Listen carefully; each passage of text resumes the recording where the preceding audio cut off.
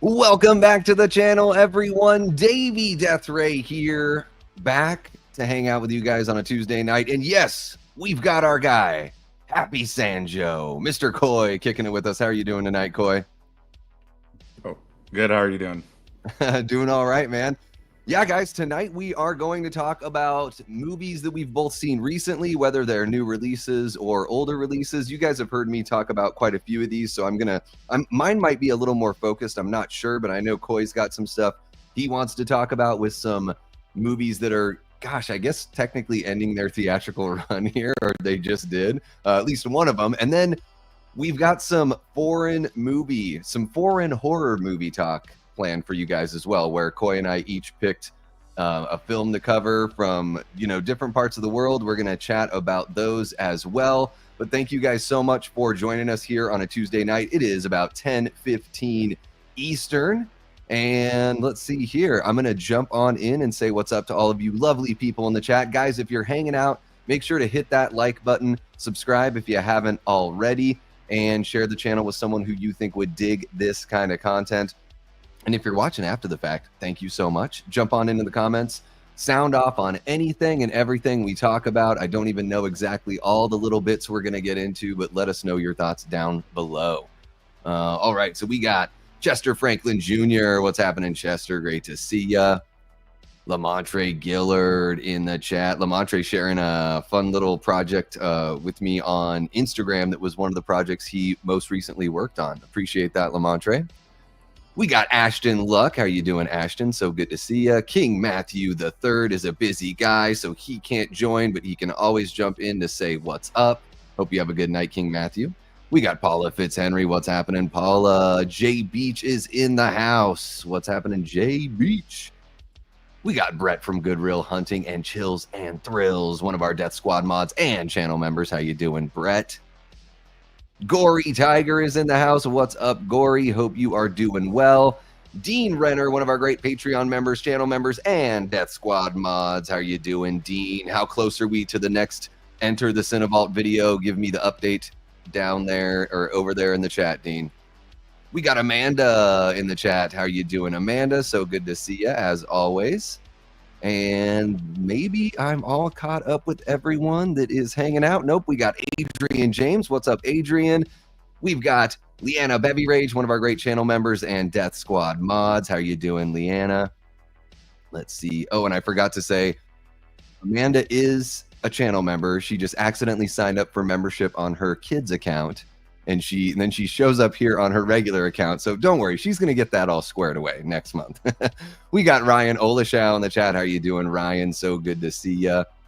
Let's see who else we've got hanging out. Maybe that is it. Nope, we got Dave Vanderhoff. Can't stay to chat, but wanted to say hello. Thank you so much. Appreciate the replay watch there, Dave. Yeah, this is going to be some fun convo. Our guy Koi knows his stuff and can certainly tell you all about it. We got Trish McMasters, one of our great Patreon members, channel members, and Death Squad mods. How are you doing, Trisha? Hope you are doing well. Yep, you're 2 for 2 so far. It's going to be a busy week. I'm streaming almost every day here. The Oct jumping in to let us know just 66 days until Halloween. Nice. So 65 days for us to hit that 2,000 mark.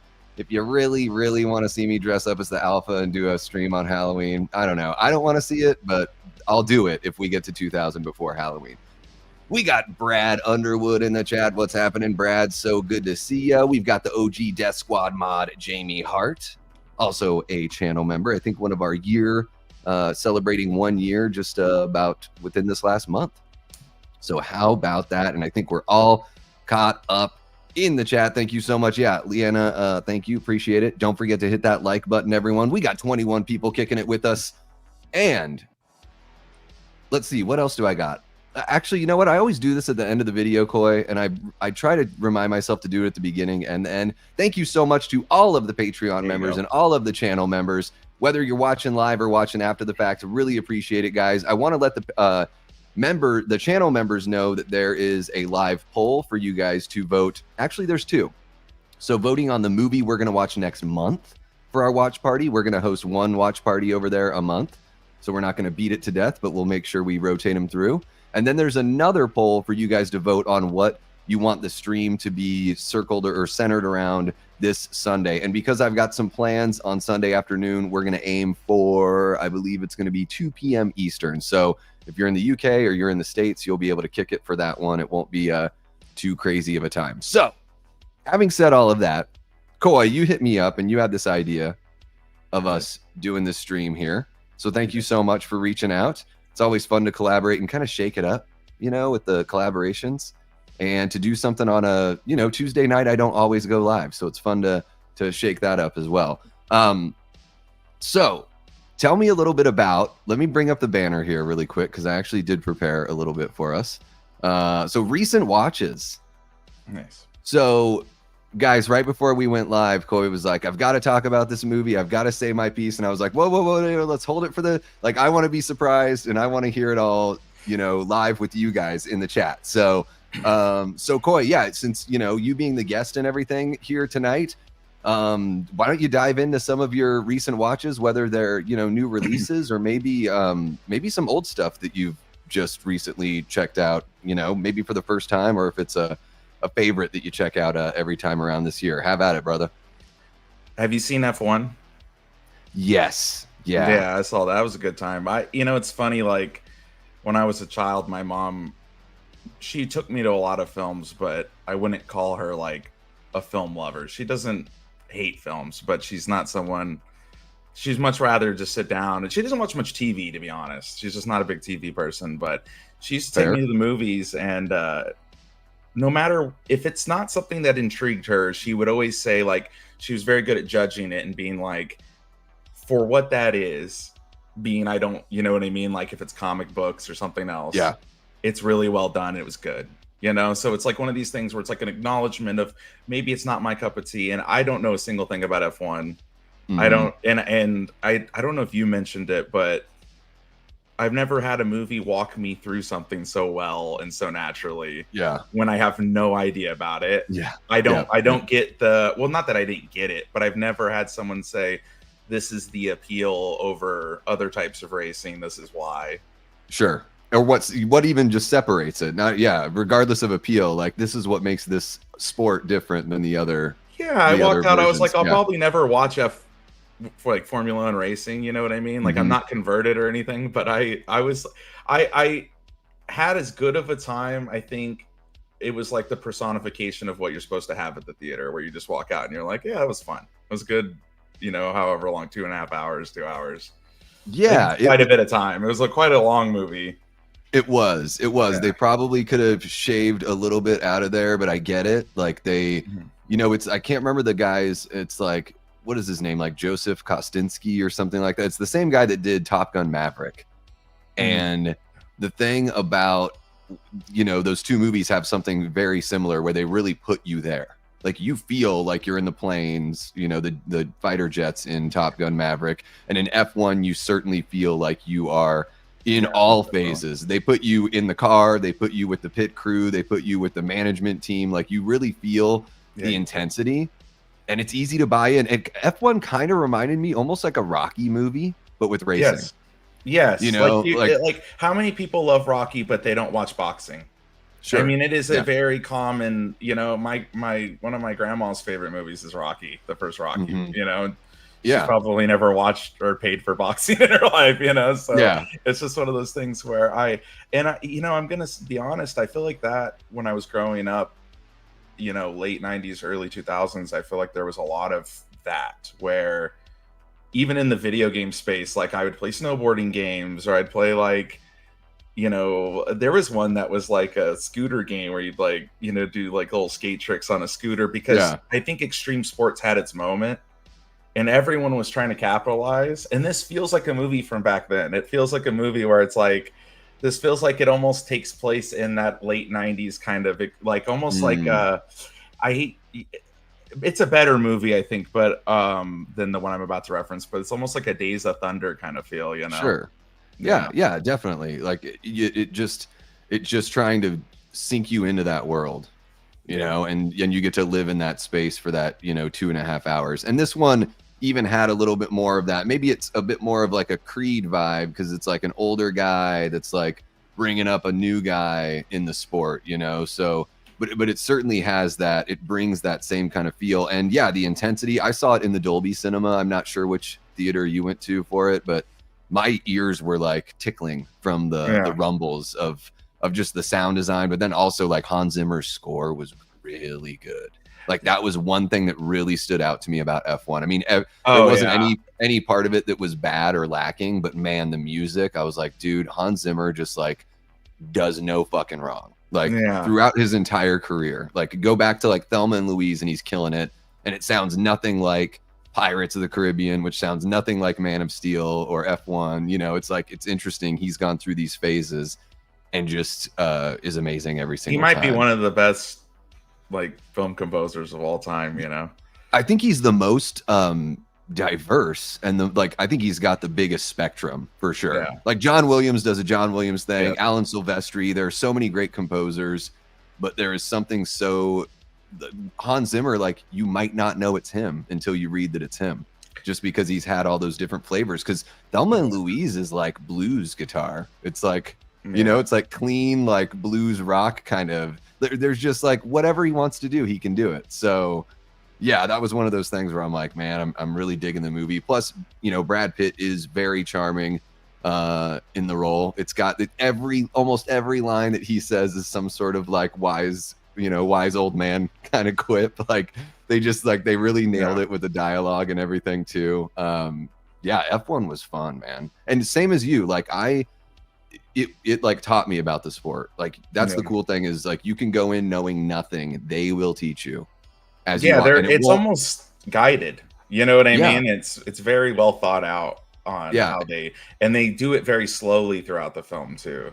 It's almost like they give you elements and then they kind of go, you get deeper and deeper. So you get to understand the basics, then they teach you about this. It doesn't feel educational. And like one of the artistry of the script is it doesn't feel just like it's expositional. Like, you know, the new Mission Impossible movie, that's a relatively new one. Did you see that flick, The Final Reckoning or whatever the heck it's called? So that movie was like fun for what it is, you know, like I get it. But oh my God, every single scene is like, so this is what we're going to do. And then you see like the sketched out version of what they're going to do. And then you actually watch that thing happen. It's very like spoon fed. I have a controversial take on this. I have a very controversial take on this. I'm going to be really honest with you. Go for it, man. Go for it. Let's get into the controversy with Mission Impossible: The Final Reckoning. I think people, it's with Mission Impossible because I saw a lot of people say that about exposition. And I felt that way watching the film. I did. Yeah. And I had a discussion with a friend of mine and he kind of said, you know, offhandedly, and I've heard a lot of people say this, they say, well, they think we're stupid, right? Like that's like the big thing. Like they're afraid that they're going to lose you somewhere because the plot has got a lot of moving parts. So instead of under-explaining, they'll go with the sin of over-explaining just to make sure that you're aware of what's happening. Because I've seen this where people walk out of films and they get lost somewhere along the way and they just don't enjoy it and maybe down the line, they'll watch it a second or third time. They pick up on things they didn't see before, or they're in a different environment and all of a sudden they enjoy the film very much. When it came to Mission Impossible, and I'm not going to say anybody's particular, there are people that I watched complain about being over-explained to, and then when they watched, what's that movie that just came out by the guy that did Talk to Me? Oh, I lost the audio of you. Do I go in and I come out? Is that what it is? Oh no, sorry. I was typing for a second because I wanted to get a little something in the chat there. The Filippo brothers. That was my bad. Yeah. So people that said that Mission Impossible was over-explaining said that movie under-explained things. And I went into that movie. I did not see a trailer. I did not see anything at all. I was not confused about anything. Anything that I had, maybe I could ask a question about, would have felt over-explaining, like being spoon-fed things.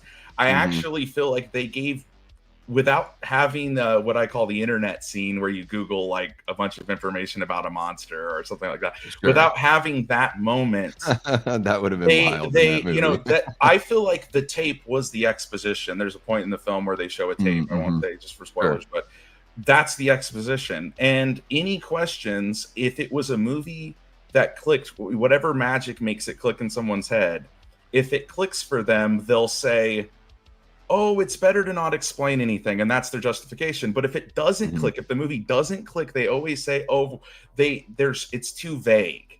It's too vague. And then I'm like, so imagine if you're a filmmaker and you watch people respond to Mission Impossible and you go, okay, I won't explain over. I will give you less and let you fill in the gaps. And then they complain about there being less and filling in the gaps. And it's like, look, that movie, God, I keep myself, Bring Her Back, right? Is what it's called. Yep. I didn't like the end. It completely ruined the film for me. but the reality of it is I did not see a single problem with the way it was told or like the structure or how much they gave me. I never, the movie sucks for a lot of reasons that isn't that, and it was confusing to me because, and what's funny is these two movies are not my only examples. Like, I don't want to just keep going, but like, there's a couple of movies that came out recently where people kind of said like, oh, it under-explained things, and then another movie will come out and they say it over-explains things, and I'm like, look, this isn't chemistry, guys. like you're either gonna get I don't really think I think you could give 10 people the same amount of information and one guy's going to come out and say, I feel like I got the perfect amount of information. And then on the opposite ends and other ends, there's going to be, chemistry is going to be more well-defined. Whereas I think ambiguity, just like a lot of things, is about like your taste. So it's way more arbitrary. The way somebody feels about ambiguity, maybe just the way that everything coalesces in a film, one movie that's more ambiguous works for them. A movie that's less ambiguous doesn't. And that's one of those things. I mean, I know for me, that's definitely a thing for me, the ambiguity. And for each movie, it's a little bit different. Like, I love how ambiguous Michael Myers is. It's one of my favorite things about the character is when, I like the movies where they're not trying to explain him. Like, I think that works better for that character. Then there's movies like, I think with Bring Her Back, it wasn't so much the ambiguity that bugged me. I just started losing interest like about an hour and 15 minutes. I was just sort of like, okay, I sort of like got what I needed from this, and then I don't really know why it's still going, and it's overly long, and it does the old hag thing kind of as well, which I'm seeing in a lot of movies lately. But I think one of the reasons why, just to shift it real quick back to Mission Impossible, I think one of the reasons why they do that is they don't think people are dumb. They want everyone in the world to see that movie. They want that movie to make sense for people in China, in Russia, in Germany, in South Africa. They'll do it on small films. Like, it's not exclusive just to a Mission Impossible film. It's not, but oh my God, that movie's like 3 hours long, and most of it is like every scene is four people in a room, and as they're describing the plan, it's like they've got a hive mind, because one person's like, all right, so you're going to go here and do this, and then the next person is like, and that's where we need blah blah blah to happen, and then it goes to the next person. It's all very like it's very calculated in Mission Impossible, whereas in horror it is just sort of all over the place, like a movie like Weapons is very ambiguous until the third act, and then it's all like, whoa, there you go, here's everything. And then, so it's different depending on the genre, for sure. Yeah. And I didn't mind that Mission Impossible was Exposition City. That's what I called it. Because I know that's exactly what it is. That's what it's meant to be. Just like Jurassic World Rebirth is a fetch quest, and that's what it's meant to be. Like, it's a video game that you get to watch as a movie, Kind of like what your mom says about, like you were saying, your mom has that approach of like, you can appreciate it for what it is. So I don't expect Mission Impossible to be like, to be my kind of movie per se. Yeah. But it was enjoyable for what it was. I think Bring Her Back has a bigger problem for me, and it's and this is with like every horror movie recently. You don't have to make a horror movie, and I'm just going to throw this out there to everybody. You don't have to make the main characters incompetent, spineless, lacking agency, let people walk all over them. that's not, you know, it's almost every horror movie I watch, you know, even kind of, you know, it's funny, we're going to talk about a film I suggested to you that the main character is kind of that way in the film. And yes. And the funny thing is over there's cultural reasons and they're kind of saying something and there's other reasons behind it. But here, you know, did you ever see, this is kind of recent, but did you ever see Strange Darling? Yeah, I love that movie. There's an encounter. That's one of my favorites from 2024. Vague. Anyone who's seen it will know what I'm talking about. Being vague, no one will know what I'm talking about, so I'll be vague. There's a scene where they're in front of a meat cooler and something happens where someone gets over on someone, and it's so like frustrating to me because it's just written badly. And and I felt that way about a lot of horror movies recently, where it's like, look, if someone's a police officer, they're trained a specific way to handle things a specific way. So when I'm watching someone do something against code, and past being caught up in the moment, past like literally where you're sitting there and you're like, okay, we're going back to the 80s type of like screaming at the screen because people don't act like this and it's not fun, and then it becomes a trope, and then it's like, I want to get away from that again, because I'm like, I kind of miss. And it happened for a little bit in the late 90s, like kind of, you know, sort of late 90s, where it's like, and Dusk Till Dawn's not a great example because it has a little bit of comedy in it, but it's like the main character's taking agency in the middle of the movie and actually kind of overcoming the thing, or at least someone overcoming the thing. That's another thing too. Like every single horror movie having a drab, sad, unsatisfying ending, and then someone going, it's an exploration of grief. It's like, yeah, so was Hereditary, so was Midsommar, so was, and it's like, how many times are we gonna explore grief again? You know what I mean? Like, I get it. That's the trend, man. That is the current trend for horror, particularly, you know, when people talk about like the whole elevated thing. But I guess the thing too is like when you've got that trend that pops up and it becomes prominent, and especially in the mainstream, I would say more prominent, it does open up for good old fashioned things like slashers to come in and feel fresh.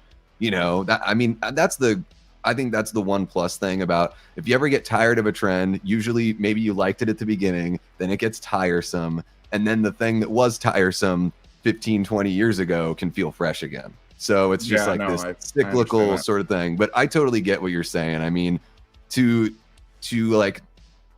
defend every movie that sort of like doesn't give you any sort of answers just by saying, well, it's supposed to be a think piece, like certain things should be there. But yeah, ambiguity is weird. It's such a taste thing. It really, I think Weapons is a great example of how ambiguity is such a taste thing, because it's not like divisive in a bad way. It's not like Halloween Ends divisive or whatever, but there are people that are like, a lot of people were pumped for that movie.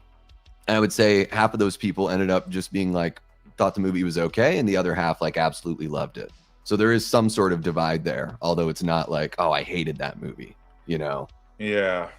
So, and I think some of that too is sort of, I think a lot of the people that I say absolutely love that movie, I think they're definitely giving a blind eye to a lot of some of the issues in the film, which is whatever. Real fast, I want to mention, we could do this one real quick.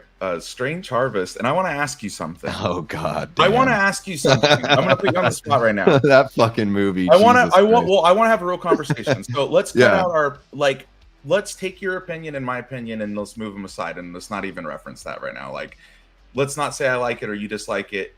Yeah. Let's just talk about how we view movies. Do you grade on a scale? So depending on like I guess I sort of grade within the genre or subgenre that it's a part of. When you went in, did you realize like what like the production was behind that it was like a guy that kind of like his own money, and it was like friends pitched in cash, and like it was very like guerrilla? Did you know that when you watched it? Or? I didn't know the specifics, but I knew this was a movie that was like in festivals, I think last year. So I know it was one of those movies that took a while to put together. So I knew it was a low budget, like truly independent kind of movie that sort of got picked up once it was finished. So yeah, it's like his own money he used. Promote, and a couple of his buddies from college gave Man, them the some money movie, here and there. I'll say this, like the things that are the things that are good that I can't So argue. I'll The production's great, and I'm I gonna thought a say lot this of the about the acting was film. really good. I don't like found footage films very much. It's not really one of my favorite genres. I didn't really know what to expect going in, and it doesn't like break the mold in any way. Like you're not sitting there going, "Oh, I love found footage movies now," right? Like that's not going to happen. I don't think if you don't like them, you're not going to go. But I will say this, like, and Cody Leach talked about a movie in a similar vein recently, and it was a different film. And I'm going to say this about this film. I think just how like amazing that is, because this is a movie where even if you don't like it, you're sitting there and you're going, oh, this makes me feel like I could make, not saying I could, but it gives you that feeling of like, this feels above a fan film. It feels it feels indie, like someone gave them money, which I don't know if later on they got extra money and they touched up. They probably did. With Strange Harvest? Especially if they did the festival circuit, I assume that they got some cash from someone, especially now that it's in a theater release on some level. Sure. I'm assuming there was cash thrown around for editing or cleanup or whatever. But the movie's like on a scale of saying I don't love found footage movies, on a scale of saying it's super low budget, like very, very low budget. It's really good, like for what it is. And I mean, like there's things at the end where I was like, oh, the acting's kind of corny. Oh, this is kind of ending like I'd expect it to end. But overall, I was like, man, if someone's like, hey, I'm trying to imitate a Netflix documentary on like no money, you nailed it. If you're like, hey, I want to, you know what I mean? And it's like, hey, I'm trying to give you a little bit of H.P. Lovecraft at the end. You nailed it. You know what I mean? A little bit. Yeah, a little bit. You know? I think for me, really quick, before I get into my thoughts, because I don't want to miss these, thank you so much, Erica, for the $2 super chat. Really appreciate you supporting the channel and being an awesome moderator. And holy cow, we got the Pumpkin King coming on in. He truly is the king of the channel, dropping a $9.99, says Session 9 is a good flick. The Invitation 2016 is a must. I don't know if I've seen The Invitation. I really dug Session 9. I don't think I've seen that. Session 9 is it's one of those kind of mindfuck movies. I think this is my first time hearing about it, so I think you would dig it. I think it's kind of up your alley as far as it's got a little bit of a slow burn, supernatural kind of haunting thing going on, and there is some mindfuckery going on. Nice. And you know what's funny is I saw it like probably a year or two after it came out, because it's probably 15 years old or something at this point, maybe even older, but I'm seeing it get a lot of love now when people are talking about hidden gems. Thank you so much for the $9.99, Pumpkin King. Really appreciate you. So Strange Harvest, the trailer led me to believe. Oh, I didn't see the trailer. So I'm not going to talk about, it's not my expectations, just like, oh, I just thought the movie was going to be this thing. No, I understand. The trailer led me to believe that this would be a movie that would kind of weave between two narratives. Oh, okay. There would be a documentary kind of thing, and then we would weave in and out of this found footage, really kind of creepy stuff.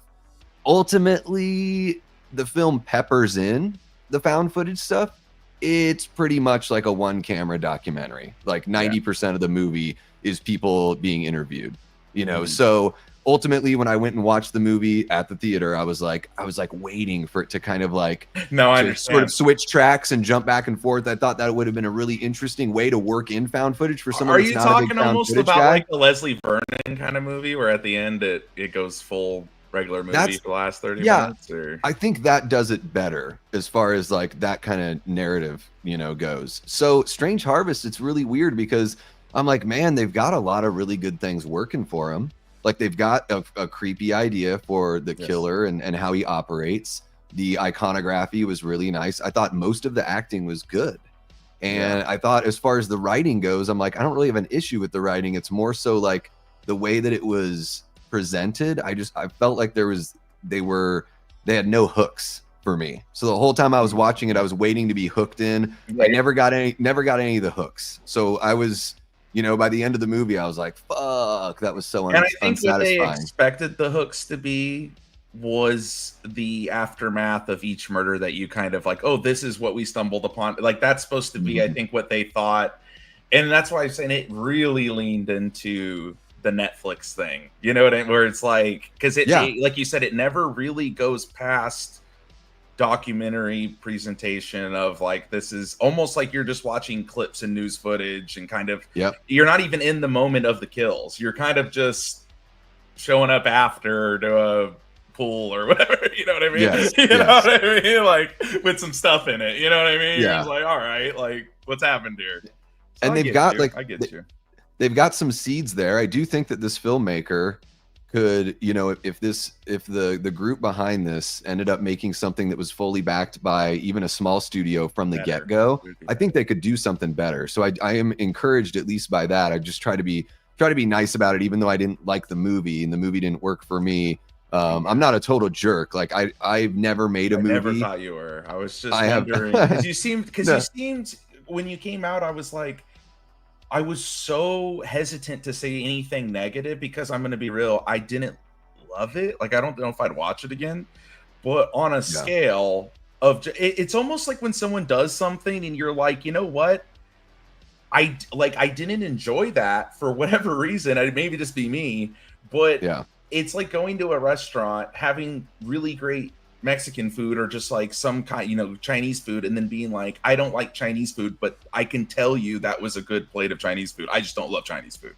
That's kind of how I felt about the film. Like, I feel like if you're going on Tubi, I'll say this about you. This is the person the movie's for.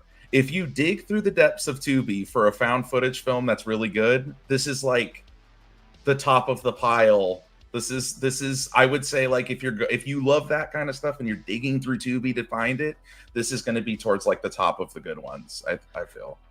Yeah, I think that Strange Harvest I would recommend it to people that like that found footage or like that documentary style. So I think those people would dig something like this. It's far from being my favorite subgenre. So yeah, I mean it is yeah, man, I just think they could have had something really creepy and really effective. They just sort of missed the mark on there with that one. But yeah, Strange. I wanted it to be. I did want it to be. I was like, maybe this can be the one to convince me that found footage is worth more of my time. That's a big order for me, man. I don't know. Yeah, I'm so picky when it comes to that. Like, I know I give like George Romero a lot of grace with Diary of the Dead because that movie certainly has its issues too. I love that movie. Yeah. But I think that like that's a better movie. Yeah, having a real filmmaker at the end of his career putting together something that's found footage that it makes sense narratively because the people shooting the footage are filmmakers, so it makes sense that it actually looks a little bit better presented for the most part. And I think there are great performances. I think it's the last really good Romero film, and I know a lot of people shit on that. I'm happy to hear that you dig it. That's one of my favorites, to be honest. I actually like it. So yeah, I'm pretty picky when it comes to that found footage stuff. But yeah, you know, Strange Harvest, maybe if you're a huge found footage fan, you might dig that one. I see here, let me see, just really quick. Somebody had said, just Dean saying he's heard of Session 9, never checked it out. Same with Brett. Yeah, you know, of course, like anything else, guys, and for you too, Coy, I don't want to overhype it too much or anything like that. Like Pumpkin King says, I think that's one of the things when people waited to watch Sinners for like 3 months and they're like, why did everyone love this movie? And I'm like, well, you sat and listened to everyone sing its praises for 3 months and then you went and watched it. Like, of course you're going to it's not going to live up to that kind of hype. So I think Session 9 is just one of those that like, when I saw it, I was like, oh damn, that kind of got me, you know? So yeah, I recommend that one to everyone, but before we get too far away, there's a really big movie that came out this summer that I know you've got to say your piece about. So I want to make sure that we get to that, and you don't have to go real quick because I know that this has been bottled in, and it's never good to bottle anything in. So I'm not even gonna say what the movie is. I just want to give you the floor and have you say your piece on this film here. So have at it, Coy. So the only way I can describe this is about Superman. Now, the only way I can describe this is like through an analogy. Have you ever gotten into a subject and like you're 3 months in and you're, wow, I've learned so much about this subject, right? And you're doing research and you're picking, and then you get about a year in and you realize at 3 months you really didn't know anything, and you're just touching on other people's opinions. You don't have your own opinion about anything, you know. And this can happen with music, this can happen with film, this can happen with pop culture, this can happen with literally anything. You're just kind of grabbing at stuff.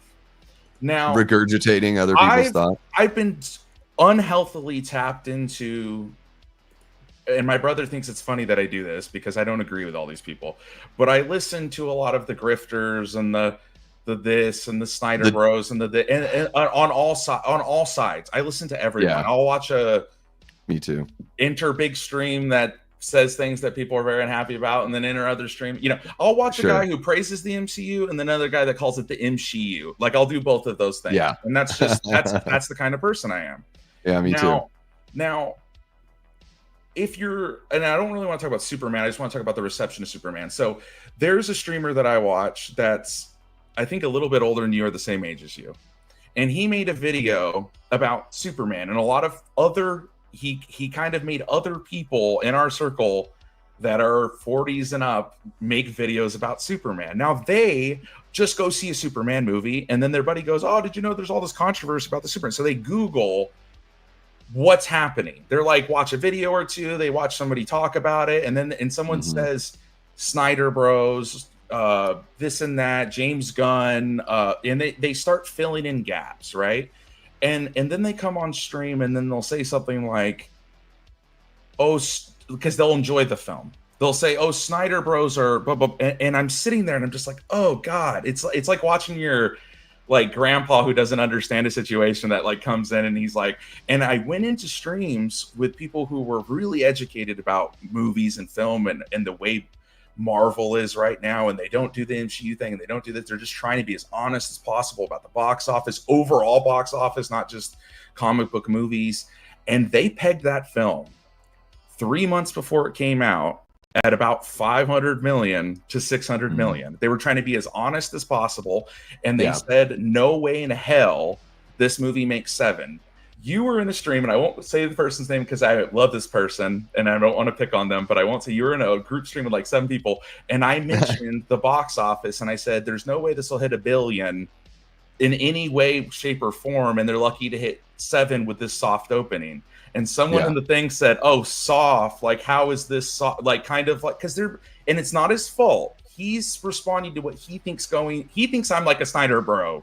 You know what I mean? He thinks I'm someone that doesn't like the film, and he's responding to it with the attitude of like, oh, this is soft. It made 100. And it's like, granted, a movie that makes $100-something million opening weekend domestically, that's a fucking smash it. But when your movie costs, and it's highly debated how much this movie costs because he's been caught lying. James Gunn has been caught lying about a lot of things. But when your movie costs roughly between 300 million and 500 million, and when I say 5, I'm adding like marketing and everything else, which they went very heavily on. Yeah, usually marketing's double. So I think what Superman probably cost 3 or 320. So it probably cost $600 million total, and they never give away their marketing budget. Now, if you're being honest, and then this is me being completely real, they did really well for the state of the DCU and for the way superhero films are kind of floundering right now, and kind of Robert Meyer Burnett, who's a guy I watch, he said it best. There's a new ceiling for superhero movies, and you can break it, but there's a new ceiling, and everyone's got to kind of readjust budgets, and it hasn't happened yet. It's just they're not there yet. 100%. And for me, it was just funny because now I just saw a thing like yesterday, it was like Superman crosses 600 million, and it's already at home release, and everyone's kind of debating what that means and if it's good or bad. And I'm just like, man, I said 600, and everybody laughed at me and kind of was like, you're, and it's not that they're laughing at me. They're misreading a situation on the internet, and and what's funny is those grifters I was talking about, they're aware that the Snyder thing is kind of not really real. It's kind of, I mean, it's real in the sense that it was, but I mean, what's funny is there's people who will say, oh, Snyder Bros are hating on Superman. But what about these articles 2 years ago where you said Snyder Bros were just bot accounts and it wasn't real? So it's all this stuff where they're not real, but they're real, and then they're not real, and then they're real, and then they're small, but they're loud, but they're not. You know what I mean? And it's whatever situation you're on, whatever side you're on, people will grab things, extrapolate on, or I think I'm saying that right, like expand upon it, and then fill it in with their own opinions. And it's like, look, let's be honest here, like, you can kind of see the writing on the wall with these superhero movies, and it has nothing to do with the MCU. It has nothing to do with this. There's decline. It could be any number of reasons, but there's decline. It's that it gets so trendy. There is gonna be some sort of fall off. There's gonna be a drop off on anything that gets trendy.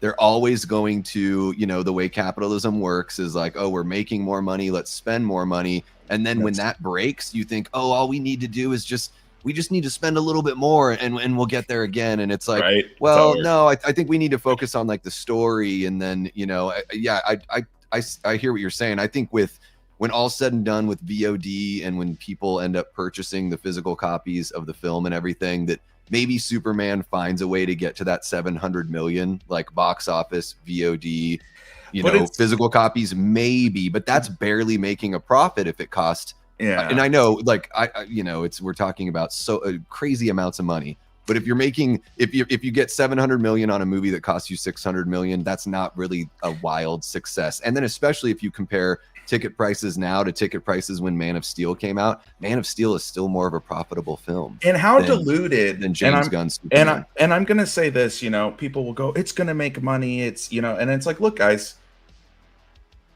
it's not about it making money or not. If you spend $500 million and at the end of your theatrical run you're at 600 million, that's just not great. And someone said it in the chat, and he's a controversial person, I don't care. He goes, you're spending billions to make millions. You're literally spending billions of dollars when you start adding all these films up, and they're going, well, that one broke even. You know what I mean? And it's just like, you don't want to break even. You want to do 2 times. And the funny thing is, these films that have $200 million budgets, when I was a kid, Waterworld had it was like 250, was the most expensive movie ever for a small amount of time. It was considered a failure. Yeah.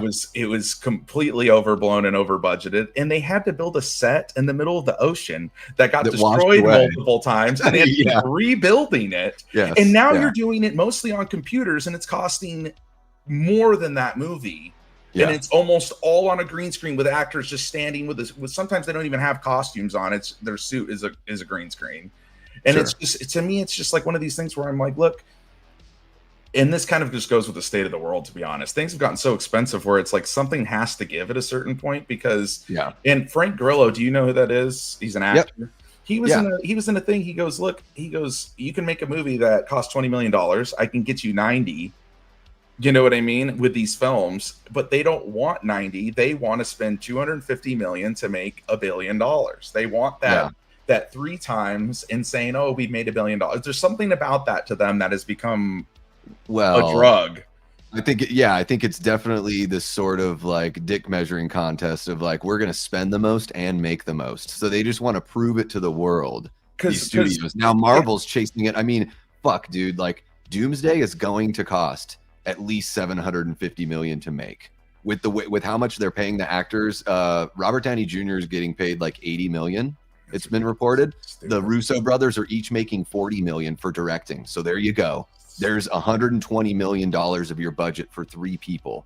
So, and then you think about marketing and you think about all those other actors. Even if Patrick Stewart and Ian McKellen are there for a day, there's no way they're taking less than $1 million for a day. I honestly think, I'm going to be real with you, it's getting to the point where the people who claim malfeasance or like money launder, like that there's something dirty going on. Maybe. I'll say this: did you see Fantastic Four? Yes. You see the post-credit scene, the first one, not the cartoony one, the first one. Okay. That was directed by the Russo brothers. They got paid to do that. They brought them in. They spent a day to do that. And I'm sitting there, and I read an article about it beforehand, and then I'm sitting there expecting it to be dialogue or something happening, and it's literally a reaction and then cut. Yeah. And I'm sitting there, and I'm going, this is why you're failing. Like, this is the reason you're failing, because it's not that wasn't cool. It's just, how much did you spend on that? Tell me right now how much you spent on that, because I guarantee you it's a few $1 million for that 30 seconds or whatever. I guarantee it. If you got them to take their time to fly there, get out of a freaking plane, drive over there, and stand behind the camera.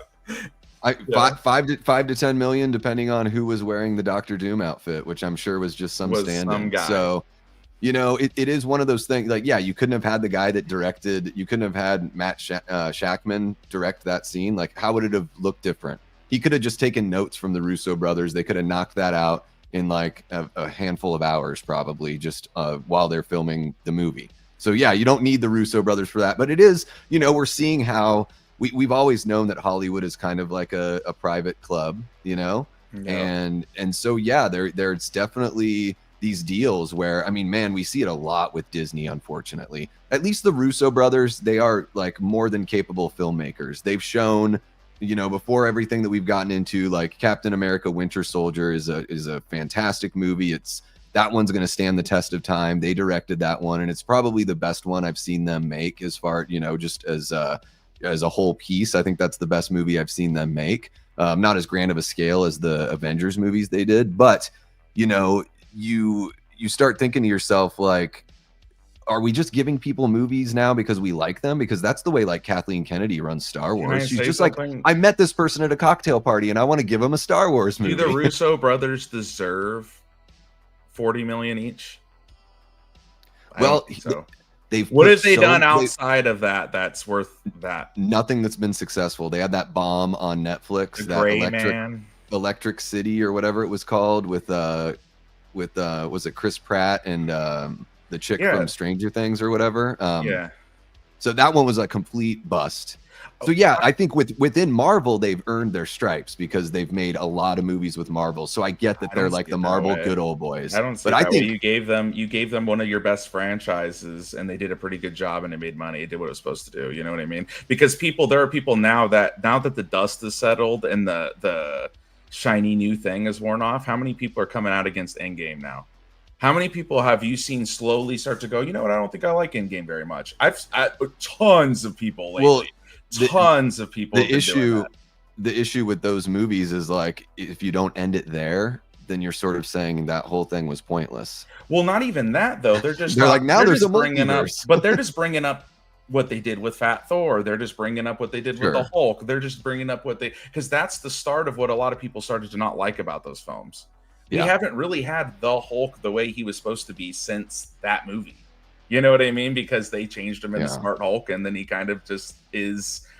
He's now just Mark Ruffalo with CGI green man. You know what I mean? I still stand by the best version of the Hulk is Edward Norton's Hulk in The Incredible Hulk. And I know that Edward Norton's a tough guy to work with, but maybe he's a tough guy to work with because he's fucking awesome and he's right. So that's still my favorite version of that character. He re-edited American History X, and it's a great movie. So there you go. He literally re-edited that whole film. And he's a writer. He's a writer, so he knows how that kind of stuff goes. Really quick though, before I'm loving the conversation we're having, but I don't want to miss another $4.99 super chat from Pumpkin King. Just telling everyone to like and subscribe. And I want to let you guys know we've got Koi's. The link to Koi's channel is pinned in the chat. Thank you so much, Leanna, for putting that one in there. So if you guys haven't already subscribed to Happy Sanjo, click that link that is pinned in the chat. Make sure you give him some love as well. And Koi, you gotta take some of these thoughts and all these feelings, and not even just feelings, just like your thought process and everything to your channel, because you do have a lot to say. So I encourage you to keep it going. It's not as easy when you're talking to yourself. You know what I mean? Well, whatever. You can bring people on there, and like I think that's one of the reasons. That's one of the main things that made me want to start a channel. Is I'm sitting there in the chat on Dave McCrae's channel or whatever, and I'm like, man, I feel like I've got so much to say, and I'm not necessarily hearing other people say it. So like that, and I feel like you're very similar. Like, you've got these things that you're like, I want to say them, and I'm not hearing anyone at least articulate it the way or see it from all sides and angles the way that I do. So yeah, I mean, here's the crazy thing. So Matt Shakman, who directed Fantastic Four, all I know him from is like It's Always Sunny in Philadelphia. And I know he did like some episodes of, I think he worked on some of those Star Wars shows, and I think he worked on Game of Thrones, but he did like 50 episodes of It's Always Sunny in Philadelphia. His first movie is Fantastic Four, and it's one of the best looking Marvel films I've ever seen. Production design, of course, that's a different department, but the way he shot the movie I thought was really awesome as well. The action scenes in that were really gripping. So it's like, yeah, you pay each Russo brother $40 million. Matt Shakman could probably direct Avengers Doomsday. Or the guy that did Thunderbolts is going to do the new X-Men, and it's like, I liked Thunderbolts more than I liked Superman and Fantastic Four. They're paying them so that someone goes, oh, I liked, Infinity War. I liked Endgame. That's what they're hoping. That's what that 40 million's for. They're paying them for past performance. It happens in sports too, where players are like, look, I know I'm 33 now, but I want you to pay me. And everyone's 25. Yeah. You know what I mean? So it's like, we're not going to pay you for past performance. We're going to pay you for future performance. We already paid you. Guess what? For past performance. Well, I mean, like, the thing is like, we're not talking about, I mean, pay them more, but you're giving them each a budget of a film. You know what I mean? Like, yes. You're giving them $40 million. I mean, and not only that, it's not only that, Coy. I guarantee you they're going to be signed on as producers, so they're getting points on the back end as well. Yeah. So that's I'm putting together this series about like how to fix Hollywood, and one of the big things that the first episode that I'm going to do, I don't want to bury the lead on it right here, but it's going to be about getting these budgets back into control to where $500,000 or $600 million is profitable, and a big part of that is getting people to to sacrifice money up front for money on the back end. And I think that's a big thing that a lot of these huge movies have got to do. And then I did see something from WB that came out like a week and a half ago or so, where moving forward, they are going to be looking for fresh IPs. They've seen what happened with Sinners and what happened with Weapons and how much money those movies made. So they're even winning by 100 shows right now. I mean, they're just, they're dishing it out. It's just one of those things where. And I think with Superman, and who knows how long the leash is here with James Gunn, but I do think with Superman, they're like, look, we trust the process. We're okay with the first movie not being like blowing the box office apart, because we do think we're going to get that trust and we're going to make money down the line. But I don't know, man. They need to find out a way to make these movies only cost $200 million again. I just don't see Superman translating to success for Clayface. I mean, it could for Supergirl, but I don't think Supergirl's going to make more than Superman. Clayface will be totally different. Yeah, Clayface will be for us horror kids. And that's the thing that I'm like not understanding is, and other people brought this up, like you're following it up with a rated R show to a supposedly more family friendly, fun Superman. You're following it up with a rated R show followed by a character is not going to make as much money as Superman, followed up by Clayface, which is not Batman. You know what I mean? Yes.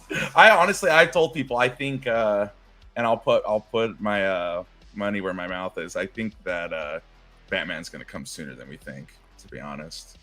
I could see Clayface getting Batman moved away or something happening where I told people my opinion was, because people were like, if Superman doesn't make money, which it did, but people were saying if Superman doesn't make money, do you think they're gonna like abandon it? And I said no. Even if it made no money, lost them money, I honestly think you just see Batman sooner. I think you would see Supergirl get pushed, and you'd see all the other stuff get pushed, and you'd see Batman a lot sooner. That's what would happen. They're in a weird spot with Batman, because now we're getting the Batman in 2027 or whatever it is. And they've already announced Supergirl's coming out like next July. You saw the Batman last night, didn't you? I went and saw Batman 89 and Batman Returns. So not the Batman. Well, I meant Batman 89, but now when I just say the Batman, it's the Batman. You know what I mean? It used to be Batman 89 when you said the Batman. But. Yeah, for sure. So yeah, I mean, that was a great time checking both of those out in the theater. I thought I was gonna start getting sleepy during Batman Returns just because it was later, but I was fully engaged the entire time. It was really, and it was cool watching those movies back to back, because there is a stark difference between those two Tim Burton movies, where his leash was definitely longer on the second one for sure. But yeah, I mean, with these superhero movies, I feel like Doomsday is going to like completely break Marvel's spirit. Like that's what I think is going to happen with Doomsday. I don't think it's going to do what they're really hoping it will do. And They're saying I they're don't looking to know. reset, and I'm like, you're doing Avengers Doomsday, so I'm so confused with them, dude. Honestly, I'm kind of over it. Reset, but bring in all these characters from the other, now that they have the Fox character, the previously Fox characters and all that stuff, and we'll see what they do with X-Men. I don't know, man. I think my whole thing with the Marvel side of it is story first. Stop, like, I literally you know, have Marvel stuff on my wall, and I'm like, it's like the only thing on my wall, and I'm at the point where I'm like, I don't care. I don't care. I don't care yeah. anymore. I haven't watched the Well, Disney show. I didn't watch Daredevil. I watched the opening no. fight scene, and I was like, oh. Yeah, Shut it off. I can't care about that kind of stuff, especially because it just seems like throughout the last like almost 10 years, they've been slowly telling the people that grew up reading comics that they don't really care about us as audience members. So at some point, I'm going to start listening and be like, okay, well, now I'm out. And then I went and saw Thunderbolts, and I was like, I know nothing about these characters really. And you know, other than Bucky, I don't really know much about the other characters, and I had a great time because of the way they handled the story, and because of the heart of that movie was something that spoke to me personally. So if it doesn't speak to you personally, then Thunderbolts is probably not going to be as much fun as it was what I for hate me. is like Thunderbolts is a good time, but like you said, as someone who likes comics, it's like that's not the Thunderbolts team. That's not the Thunderbolt. And then they do that stupid name switch to try because it's not the Thunderbolts, and then you're like, Sure. okay, like you're not that team either. Just in case someone's still, you know what I mean? Like Well, you're neither team. There's never been that composition or even close to that comp. You want to know why? I'm gonna say it. I'm gonna rip the Band-Aid off. You want to know why? Because you're pulling shitty D-list characters out, and then you go, oh god, we have nothing to build on. So the only people they could stick in that movie were characters where at first you're like, I kind of guess that works. Like, you know, as far as disenfranchised people, I mean, but it's almost because you treated his character bad. That's why he's in a shitty spot in the universe, because you abuse these characters and put them in bad spots. Like, but he has, but the main, I mean, yeah, the main like villain, or I guess good guy slash villain. He's not even the main villain of the movie, because I think that's Julia Louis-Dreyfus's character, but he is treated poorly by his upbringing too. So he's the damage has been done by the time you see the character. But yes, Kurt Russell's son is a big jerk to Bob. I'm more referring to what's the guy who plays Dollar Store Captain America. Yeah, Wyatt Russell. Yeah, I was more referring to him and what they did to him in the show. Did you watch the show? Have you ever seen the show with him? No, I saw one episode of that and was like, "This is bullshit." If anyone wants to watch the Winter Soldier and Falcon, just cover your ears for 5 seconds.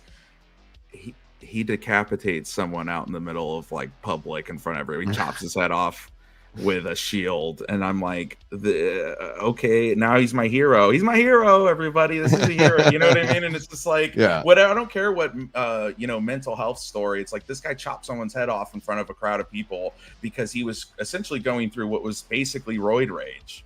That's essentially how it's presented. So it's one of these things where it's like, okay, now, and then the movie, I get it. It's like, it's supposed to be like, hey, you can get past your past, you can, that's the message. Yeah, I knew nothing about that. Yeah, but it's a little too heavy of a scenario for me to swallow, where I'm just like, okay. Yeah, that's why these TV shows just kind of suck, because there's a whole bunch of fluff, they have to do a bunch of stuff, and then they might not necessarily, you don't need to know those things to watch the movies, and then you can't take them back. And I mean, and even with like you were saying, the teams, they've always messed with the teams. Like the X-Men has never been the original X-Men team from the comics. The Guardians of the Galaxy was never been, like, Star-Lord, I don't even think was an original member of the Guardians of the Galaxy. It's always been this real big mix of people, and so they just sort of took the characters they liked from the different eras of Guardians. So they've always kind of played that they played fast and loose with that. I mean, at least with the Fantastic Four, there's no way like really around it. They're called the Fantastic Four. Well, I'll say this, right? Like, I'll say this, right? Like with Marvel, they've done that. The comic books, they do that in the comic books. Like, I don't know if you read modern comic books, but they just did a reboot of X-Men where the last writer leaves, and it's kind of like they basically, it's not like throw everything out, but they kind of start like a new, it's like, okay, this is a soft reset sort of thing, and they give it to a new creative. The thing is when that happens at the beginning, when you open the comic, Marvel's been doing this thing where they show you a little bubble with each X-Men that's not, you're going to see other X-Men, but it's the X-Men that are basically the core team, and they'll move it around and they change it up depending on what new person grabbed the characters and what they decided they want to work with. So sometimes Beast is a part of it and sometimes he isn't. Sometimes Iceman's a part of it and sometimes he's not. And then they'll have a smaller team like NYX, which is like Nyx, I think is how you say it. And then there's also like X-Force and all these other ones where they'll have lesser known characters, and then they'll scoot Wolverine over there and be like, Wolverine's like the daddy of those, you know what I mean? Like he's kind of like, you know, he's the leader, the old man, you know, the grown, you know. And they've always done that. I think that's the thing too, when people bitch about like comic book reboots, like we're getting another Spider-Man. It's like, well, every time an artist takes over, that's just the way it goes. Like Spider-Man was like dying, and then Todd McFarlane came out and made him a thing again. And then Todd McFarlane went and had success with his own characters after that. And you know, Frank Miller is responsible for almost every version of Batman that we've seen on film. Other than the 66 version, Frank Miller has influenced like every single version of Batman we've seen on film. But before that, it wasn't really that dark, morose, like dirty kind of Gotham that we just think as like that's just the way it's always been. It's not at all. So yeah, but I mean, we've never seen an X-Men movie where it's just Professor X, Beast, Cyclops, Jean Grey, and Iceman. That's the original team from 1963. We've never just seen that team. It's always been, you know, Wolverine has to be there because people just love him so much, you know, so you just can't get rid of Wolverine. And then even in like First Class, they're bringing in characters that are X-Factor characters. Like you're bringing in Havoc and stuff like that. And so he's always been an X-Factor kind of guy. So they're just, and I'm cool with the comic book movies sort of doing their own kind of thing because comics now are sort of a la carte, you know, I suppose. So I'm okay with that. It's just, for me, it's kind of about, you know, what characters are going to help you propel the story, and do you have a good story? They're not a la carte. They're a literary version of Jump Rope. I always compare comics to Jump Rope. Yeah, jumping in on a double dutch. There's a time to jump in. You can when you get the rhythm, you're standing outside of it. It's like okay, boom, and you're in. You know what I mean? It's just you can't just go in and pick up a comic, unfortunately nowadays, and just really kind of know where you're going. So it's not really, you know, single serve like a lot of people say, but it is. I would say like every 30 to 40 issues, they're gonna give you a point where you can hop back in and kind of. They'll feel around, you know. It's like soap operas. The characters die, they come back, they're evil, then they're good. You can move into your any recent watches you want to talk about before we move into the foreign stuff. Or? Oh yeah, for sure. So really, guys, I've sort of touched on it a little bit. I mean, so you guys know I went and saw Batman '89 and Batman Returns. I pretty much said everything I wanted to in those shorts that I did last night. So if you guys missed those, check those out. It was, man, watching Batman '89. It was the first time I'd seen these movies in the theater since their original theatrical run. And it was just goosebumps and so many great moments. And just, you know, being able to step back when film, there was like some breath in film. Character would say something and there's like a second or two for you to think about it. A lot of the moody acting from Michael Keaton, I really appreciate, especially in that first film. I feel like Tim Burton sort of, you know, made about the most un-Tim Burton-y kind of movie as much as he could with the first film. Like, it's still got some of the wackiness and it's got the Elfman soundtrack, but it still feels like it's living a little more in that Frank Miller world. Whereas with Returns, he really got to go a little wackier with it. I was like, oh my God, if he remade this now, Johnny Depp would be playing the Christopher Walken character of Max Schreck. He's just got that look. It's the first one's Batman, and the second one is essentially Tim Burton's Batman. That's kind of how I view it, you know. It's a little more wacky and definitely got that circus vibe and a little more, way more stylistic as far as Tim Burton style goes. It feels like a Sweeney Todd Batman movie, like, you know what I mean? It feels like a mix between absolutely the two, you know? Yeah, absolutely. Yeah, and that wintry kind of Edward Scissorhands kind of vibe too, floating around there in there. Yeah, as well. Edward Scissorhands. Yeah. So so those are actually meant Edward Scissorhands when I said that's funny that I get No, but the Johnny Depp look and the Christopher Walken look, it's that Sweeney Todd look He's is kind of never the really Maximilian Schreck. broken from it. You know, No. he did Big Fish, which felt a little different than all those other ones, and then ever since then, it's just kind of been, except for Dumbo. But who cares? Oh, and I never watched that one. Yeah, I can't do those live action remakes. But another one I recently watched was Dolls from 1987. The nice. film. I've never seen that.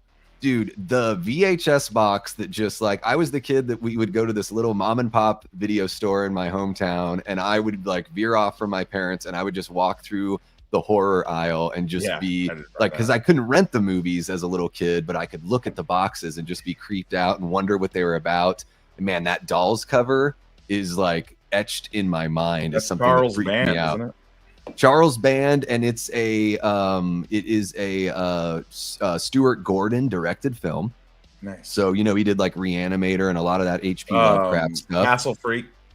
Yes, and then John Carl Buechler did the effects for Dolls, which I did not know until watching the movie. He's just called John Buechler, and I'm like, oh my god, John Carl Buechler! Like he's like one of the.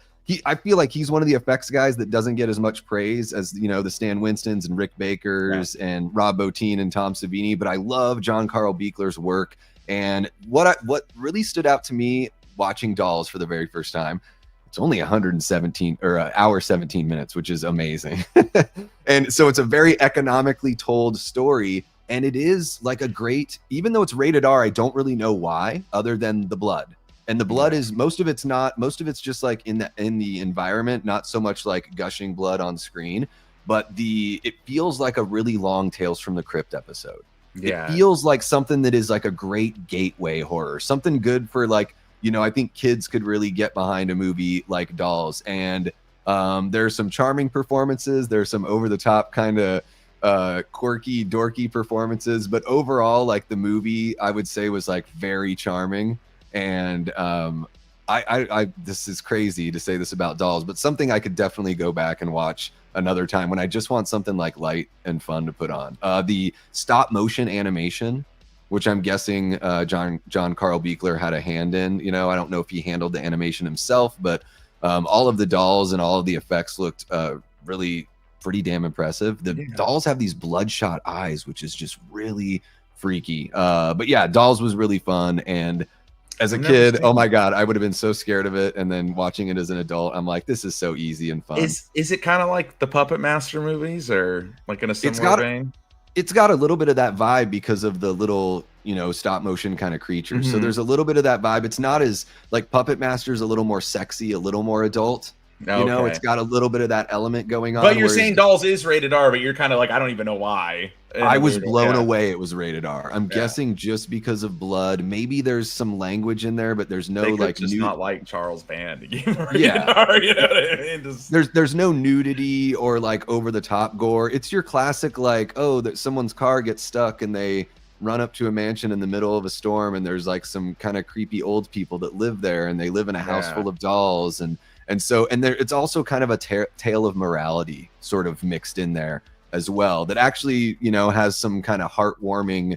There's some nice moments there. So I think it's if you have any youngsters and you want to show them something that you think they can handle and they like horror, I think Dolls is a very good movie for like accessible. For that like 10-year-old-ish sort of age. If you don't want them watching Friday the 13th, I get it, but I think Dolls is very doable. So that's one of the standouts to me for recent watches, other than I talk about all the stuff I see on in the theater all the time on the channel, so I don't need to dive into that. Nice. Dolls is cool, man. It's funny, I don't have any experience with it because I haven't seen it, but I know about it just because I've seen so many of those YouTube videos where people are kind of going through the not Puppet Master box sets, but like I actually watched one today about someone going through kind of I guess a Charles Band, it's like a box set that he signs, and it was kind of just all the movies and everything. It was fun. I was like, he produced so many movies. He had a little bit of that Roger Corman sort of run, because I think a lot of those ended up going direct to video. He did a lot of that, like Demonic Toys and like, all those kinds of, all the Puppet Masters. And I'd imagine maybe the first 2 Puppet Masters went to the theater and the rest were sort of direct to video. So talking about budget filmmaking, maybe the folks at DC and Marvel should get a hold of Charles Band, because the guy got a lot for his money. And that's something that I think, you know, horror directors are really great at. But he made his stamp on the industry, you know. So many movies. It's funny, people used to look down on that kind of filmmaking, and now I'm just like, they don't really exist anymore. It's what you just said earlier about something has a negative connotation, time goes by, and you're kind of like, oh, they're not just space filler at the video store. These are actually worth watching, and they're fun, and they have, you know, and that's another thing too, you know, the video store, I feel like that's why we're at the point we're at, where every time someone watches something, it's like, if it didn't change my life, it's not good, you know. And it's just like and it's just like, sometimes you watch a movie and it's absolutely okay to be like, I'll forget it in a week, but I enjoyed it. Like, that's absolutely fine to say that. I don't think there's anything wrong with saying, hey, I watched a movie and for an hour and a half I just sat there with a goofy smile on my face. If someone walked up and said, what are you watching? I'd have to think about it for a second. You know what I mean? You gotta be like, you know what I mean? It's just kind of... Well, and they you know, now with movies, it's like they cost so much, so you're gonna be more upset if it didn't hit with you, because you're paying so much damn money to see this movie. Whereas movies they used to not be as expensive, even with, you know, price adjustment or, you know, dollar adjustment and everything. And we hear about these movies for like a year, and people talk about them for a year before they even come out. Whereas that didn't happen. You saw a trailer maybe 6 months before the movie came out. You sort of forget about it. Maybe you see a couple like 10-second TV spots, and then you plop your ass down in the theater and you watch the movie. You're not like combing through every little thing and having these trailers that kind of give away everything that you can watch over and over, you know. So I just think audience expectations and then just economics aren't really helping the industry right now, like the mainstream part of the industry especially. I was thinking about that though, like, I mean, some of these movies, and I'm not trying to be like, with just how expensive everything's getting, it's just like, so, you know, like, because the theater, I think, is its own thing, right? That's its own, that's kind of its own thing. But like Netflix, you know, a lot of these streaming services, like, you're getting hundreds of movies, like sometimes thousands of movies for like 10, you know, between $10 and $25 for some of these services. And you don't have to take the $25 one. And the idea, I'm going to be really honest with you, if I was a little tiny kid, 8 years old, and someone said, hey, do you want to go to Blockbuster and get one movie for the whole week that you can sit and watch 5 times, or I can spend $15 and you can pick a movie, pick another movie. Tomorrow you can watch some movies. The next day you can watch some movies. And we become spoiled where we're sitting there and it's like, and I'm a part of a lot of Facebook, like movie collection kind of pages and stuff. And a lot of people will allude to a feeling that I can't describe, but it's real. And I always use my father as an example for this. My dad is not technologically savvy, so he's not super into streaming services.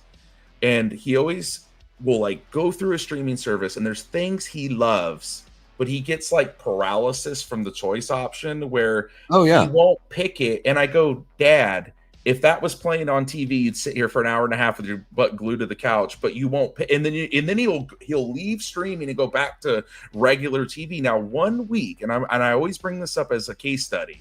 1 week, he watched A Few Good Men, which is a great movie. But he watched that movie, I'm not kidding, maybe not all the way through, but he watched that movie like 4 times in a week because it was on AMC, and he was like getting ready for work, so he just put it on. It's around the same time slot every day. And I come in and he's watching the movie. He's sitting there with his feet up. He's watching the movie. He's chilling. And I'm just like, you would never go on Netflix and type and hit Few Good Men 4 days in a row and watch A Few Good Men 4 days in a row. You'd never do that. But there's something about television and DVDs and having something on a shelf where you spend $50 for it, where it's like a one movie, it's like a 4K or something, it's like $40, where you're like, I'm gonna watch this damn movie and I'm gonna like stare at the screen and I'm gonna ingest this content because I spent $50 on it, you know? So I get what people are saying, but at the same time, I'm just like, they'll watch a Netflix movie and then they'll shit talk it, and it's like, look, if this was the 90s and that was on Cinemax and it was just the middle of the day and you just threw a movie on, you would just move on with your life. But they're like, I spend money on this, and it's just like, you spend $25 for thousands of films that you can click at any moment. You know, it's wild to me. It's crazy.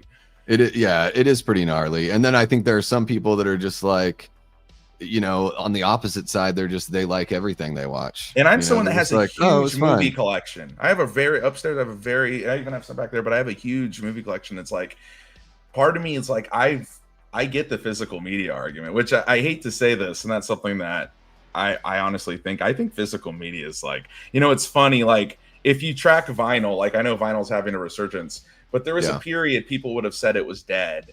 But you could still get like a company that made a vinyl player. You could get like, you know, a couple of people that would release like some things on vinyl for special editions or whatever before it had its resurgence. Yeah. And it's reminding me of where we're at with physical media, because like 5 years ago, I'm going into like 4 stores every Tuesday to pick up movies, and I do that every week. And then all of a sudden Best Buy goes and everyone's like, it's okay. Physical media is not dying. It's okay. And then all of a sudden Target goes away. And then Walmart goes, and it's all DVDs, you know what I mean? And like old TV shows. And I'm sitting there and I'm like, this is like, at what point, what would be dead to most people, right? Like, and that's an honest question. Like, what's dead? Like, because someone says dead and they go, it's not dead. And it's like, look, I could go to 3 stores before, now I can go to 1 and it barely has any. And the selection's limited, and scalpers now can come and grab all of what's there and take it to eBay and sell it on eBay. So I could go at Tuesday at 10 and there's nothing there. So my shopping, which used to be mobile, which used to be online, is now essentially Amazon, Arrow.com, you know, all these places, the website straight to me. I think that's the way it's going. Wouldn't that be considered dead for most people? That's what I'm saying. Like, and then Blu-ray players are going away, and then 4K players are getting limited, and people are backing out, and everyone just keeps saying, like, I watch a video and they'll go, guys, don't stress. And it's almost like people I'm going to be real. It's almost like they're going to do that for so long until eventually it does have its day again, because it will. Yeah. And then they're going to go, look, it was never dead. And I'm like, well, what about 20 years where no one's buying shit? You know what I mean? Like, I just see it coming where I'm like, there's going to be at least 5 to 10 years where it's niche, you know? And it already feels niche. Oh, for sure. Because I think so too. I don't know if you noticed this last projection where they show like physical media sales, but DVD sales shrunk for like the first time in a long time, and then 4K caught up and Blu-ray kind of dropped, and everyone's like, oh yay. And it's like, look, the reason that's happening is because really hardcore people that stay are going to buy the 4Ks. They're going to go buy those collector's edition sets are rising in sales as everything else kind of flounders out. That's not healthy, guys. I'm gonna say, if you're using that as a defense for physical media, that is a sign of decline. That's not a good thing. Now, I want to say not healthy for the mainstream audience. I want to say one thing before I forget. Remember this, guys. Anything in life, it could be bad, it could be good, it could be anything. Someone's always winning. Just because something is in decline and someone's going, hey, look at this guy over here making money, it's not in decline. There are people who will make more money when something is struggling, while other people are making less, because their business model kind of is good for that. You know what I mean? They cater to collectors. Now collectors have nowhere to go. The boutique labels. They're gonna sell you something that's gonna be like $70 or $100 or $150, and then so like maybe the sales numbers look good because they sell every single copy. And it's gotten so bad that the boutique labels used to have identities, but they've all done the movies that the studios will allow them to do. So they're now doing versions of each other's movies. Yes, and people are getting upset because they're going, you're double dipping. And it's like, guys, the well's only so deep, and you can only grab I mean, they're grabbing obscure movies that no one's ever heard of, that are in like some guy's attic from like the 60s, and it showed a couple of times at a drive-through, and they're finding these films, and it's like, how many of those are people gonna care about? Because people always say, like, look how much film never made it to DVD or VHS, look how much film gets lost. Do you care about a lot of those films? The honest truth is with the reception people give Netflix films, no. With the reception people give Peacock films and Apple films, it's like those films are not going to entertain you if these films don't. They're just not going to, because they're schlocky versions of the things you like. That's why they're kind of there are just a lot of physical media channels that I see on YouTube, and I have this love-hate thing with them because I do like physical media, like in its essence.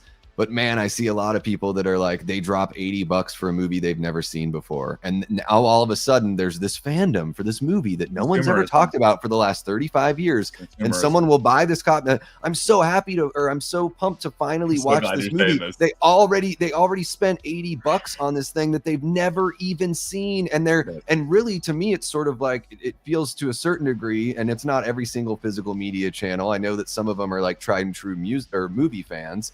But sometimes it starts to feel like it's just kind of like clout chasing and just sort of like, look at what I can, look what I can buy for my clicks. And what's funny is they can't afford it, because there's a streamer, and I won't say who it is, that came out and did an honest video about it. And they were like $30,000 in credit card debt from buying collector's editions for their channel. And it's like, these people are not telling you this. So then I sit there and I watch all these people buy this stuff, and I'm like, how can you guys afford that? Like, I do have 2 kids. And I do have my own, like, I live on my own, I have my own expenditures, but like, there's a certain point where it's like, look, there are people that I'm seeing buy every single item that comes out. I don't know how they do it. They must have amazing jobs. I'm envious of them if they're in that situation, but I don't even think I would be buying all that stuff if I were in that situation. Exactly what I'm saying, because but if your channel is all about it, if that's how you get your clicks and your views, and that's what I don't do that on this channel. I don't really worry about that stuff. If I have something, that's why I like your channel. Like, I mean, when I got when I got the Late Night with the Devil box set, like, that was a gift. My parents were like, what do you want for your birthday? And I was like, well, I would love to have this, and I know I'm not going to buy it for myself. And so I showed it off on the channel, because it's like, I don't ever do this, but there are like, the movie spoke to you, though. You made it a video style around that movie. You dressed like the guy from the movie. You talked about the movie a bunch because you love that film. So you came out and you said, oh, I'd really love to enjoy this. You're not grabbing the stuff on 4K about something you never fucking heard of and never ever seen, you don't care about, and you're grabbing it because it's the new item this week, and it's like, oh, this is the thing I have to have. And it's like, look, I at a certain point, it's like, it feels like consumer, it feels like someone sitting there going, like, give me something to spend my money on. Well, because I'm a movie fan, and this proves I'm a movie fan. Look how much of a movie fan I am. It's also like FOMO content too. It's like, hey, do you want to be jealous of the lifestyle I live? Like, it's sort of because like people love following celebrities and this life that they'll never lead. So it's almost like you can vicariously enjoy that. But yeah, I'm not going to sit here and be like, Rumpelstiltskin was like the best movie I ever saw as a kid. Like, I never saw Rumpelstiltskin. I'm not going to act excited about it. I'm sure there were people that saw it as a kid and do genuinely love it. But that's one of those movies where I'm like, no one was talking about Rumpelstiltskin, at least the stuff I saw in the movie store. People can think I'm talking shit, but I'm going to prove I'm not right now. I'll prove it. I have, like I said, I have a ton of movies upstairs, a ton of movies right here. I'm going to make myself vulnerable, a little stupid, make myself look a little stupid to show how honest I'm being about this. When I started my channel, I literally had the thought, I need to go buy giant black shelves so I can move my movies from upstairs where I watch them down here where I don't watch them, so that they're because there's a shelf right here that you can't see with an eye height, and then all my movies are upstairs. I was like, I was just going to put them all on big shelves behind me. And then I'm like, why am I doing that? I'm doing that to show my movies off. I'm not doing that for any other reason than it's almost like, hey, look how much you could take me seriously because I have a big stack of movies behind me. Like, somehow it validates my opinion on film that I have like 1,000 movies behind me. Sure. You know what I mean? It's just like, you're sort of you're buying your credibility at that point. And it's one of those things that's like, it's this X factor kind of judgment thing, and for me it just depends on like the channel. I'm not going to name any channels, but I do know there's certain channels that to me where it does feel like the person has a genuine love. The audio thing for me. Did you cut out, or is that on my end? I didn't mute my mic. Someone told me how to do this last time. I close it out and I join back in. Is that how it does it, or what do I do? Leave the studio and come back in? I'm not sure. There was like a thing I do. I don't know why it does this. Do I hop out and come back in? I don't know. You're still here. You're still here. You can't hear me? If you have to hop out and hop back in, have at it. Jamie had the answer to it last time. It was like leave and come back in. It does it at about like the 40-minute mark. I don't know why it does that, or 50-minute mark. Oh, weird. Yeah, I don't know. Lose you for a second because you're still on the screen right now, and I'm sure you can't hear me, but I'm just gonna go ahead and show some of the comments here. How to do it last time. That's true. What Jason says here, if a channel is about physical media and the channel is monetized and makes money, the purchases are probably a tax write-off. Yeah, I mean, that's the thing, is if you have a physical media channel, it's an investment for your channel. So yeah, it's sort of like, if that's what people want to cover on their channels, I'm not going to tell people what they can and can't cover, guys. So it's just one of those things where sometimes I get the feeling that this person is a film fan and they're excited about these, and then other times I'm like, this person sees that there's an opportunity to to just collect something and have it benefit their channel. So it is, with somebody like Christian from Planet CHH, and I'll name him specifically because I have nothing but good things to say. Yeah, he's a good guy. Puts it's all like, and he said it before when he's been on the channel, for him it's all about the movie first. He has to genuinely like the movie. He's not just going to buy something because it's this rare thing. He has to like the movie, and he likes a lot of movies, and he likes a lot of the fun, like schlocky stuff. I don't do a lot of tax write-off. It's not like when you write something off in your taxes, the whole cost goes away, right? Sure. It's not, but it is an investment for their channel. They think of it as like, well, this is part of, like, you can call it whatever you want. Yeah. But what I'm saying is if I spend, I'm just going to throw a real flat, just no one's going to spend this in a year, but I'm just going to throw a number out there. If I spend $50,000 in a year or in 2 years, or whatever you want to say, on physical media for my channel, which that one channel was very close, it was like 26-30K. If I spend that and I go, hey, this is a tax write-off, they're not just going to give you, like, it might go down 10, no, 15, they just 20. Make it, yeah, it might give you back the taxes. You're not getting all the money. That's what I'm trying to say. So it's not. You're still paying the $79.99. You're just getting you're just getting 10 or 12 bucks back for every Arrow disc that you buy. And you're talking about box sets that are $100 a piece, $200, and they're buying these day one. Yeah. And Jamie said something about, like, some of the folks that do physical media on YouTube, they've been collecting since they're kids, and that's true. There is definitely, though, like, there are certain channels out there that it does seem. Well, and it just seems like it is about, like, the show off of it, and it's about, like, the people that maybe can't afford but just sort of want to live vicariously through those channels, and that's that's fine too. It's not necessarily for me. Big? What's that channel that got really big a decade ago? Unbox Therapy. It's that. Oh, I've never even heard of that. Yeah, there was a channel that was like he's not Mr. Beast, but it was like a really big channel in the early days of YouTube, and it was buy an iPhone and, like, put the iPhone on the table and, like, unbox the iPhone.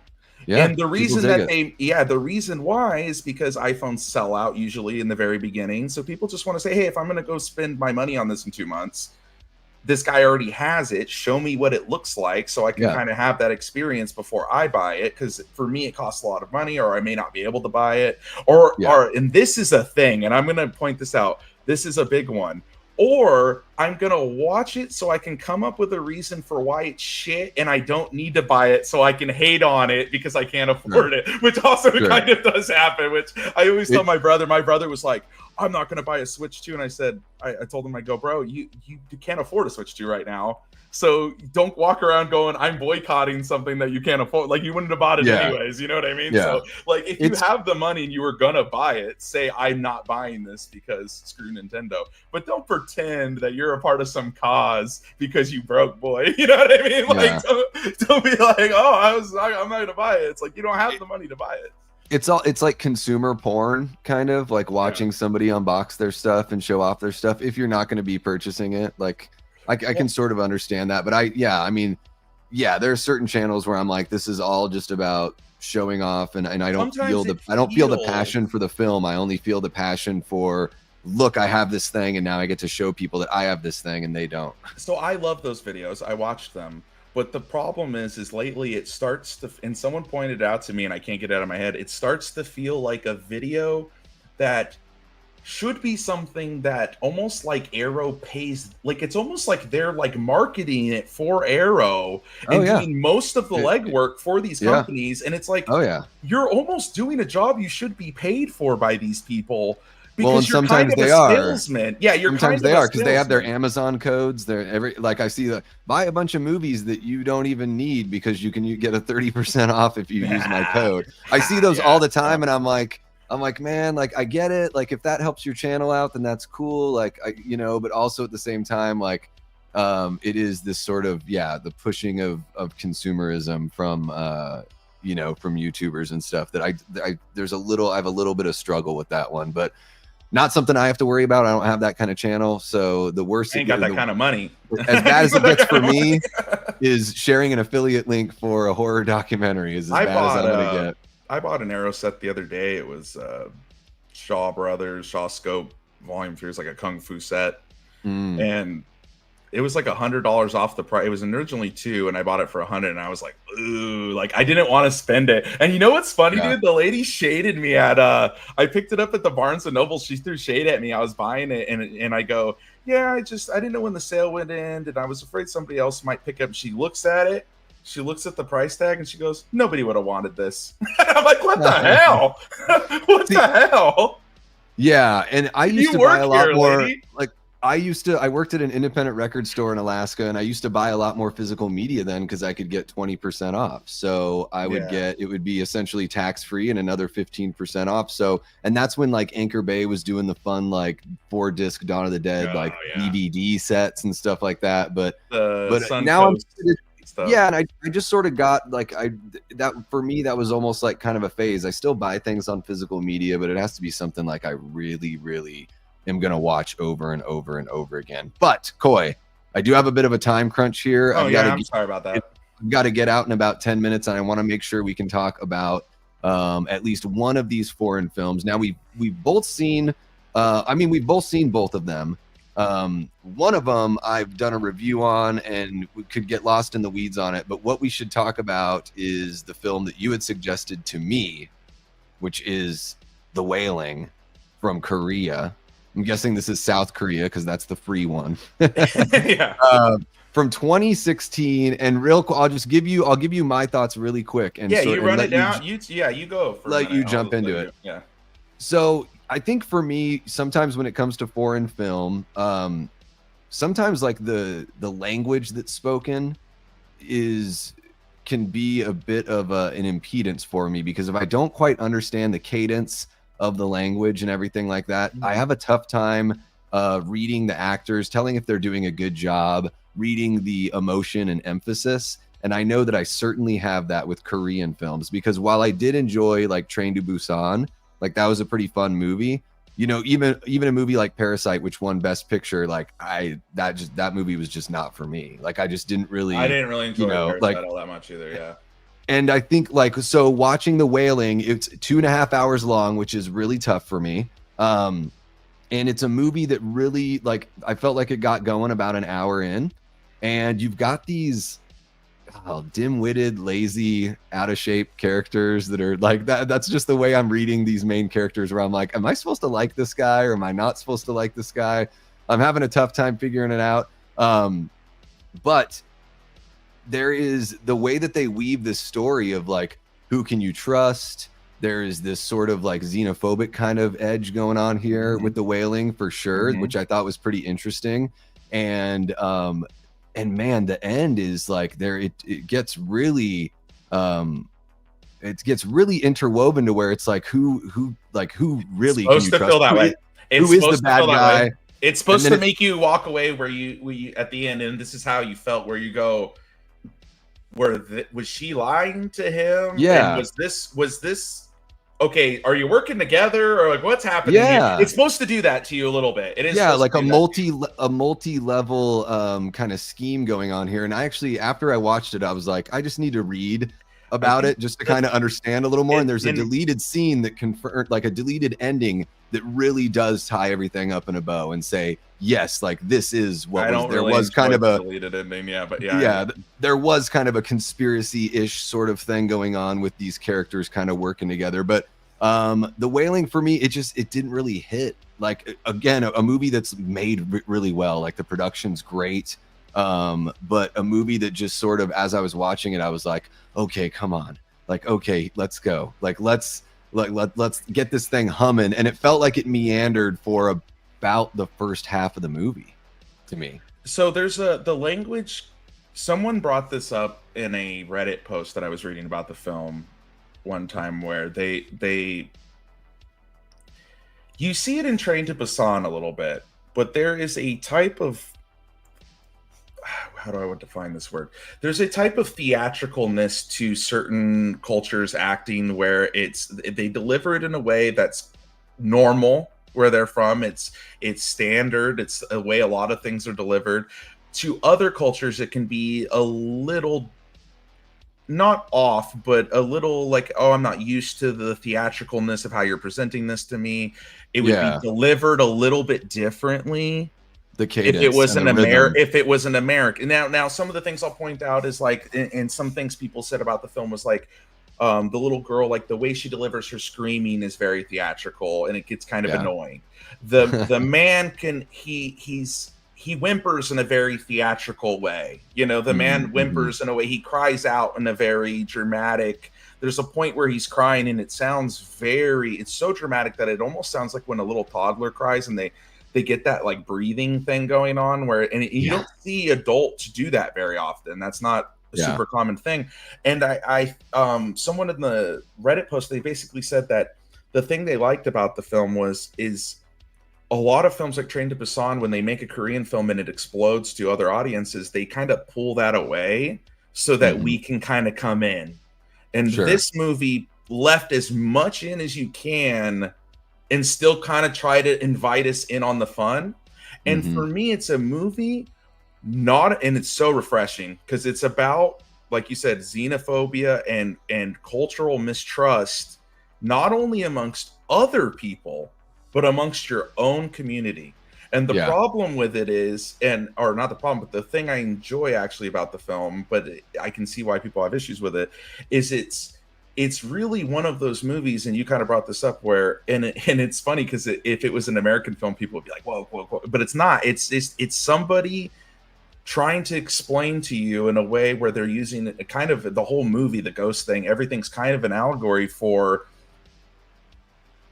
distrusting another society while at the same time you don't even really trust your own society. There's a point of the film where, and we're going to get into spoilers, guys, so there's no way for me to talk about it without spoilers. There's a point in the film where he thinks his daughter's being possessed, so he brings her to, or he calls a shaman essentially to do a performance, and halfway through she's having reactions.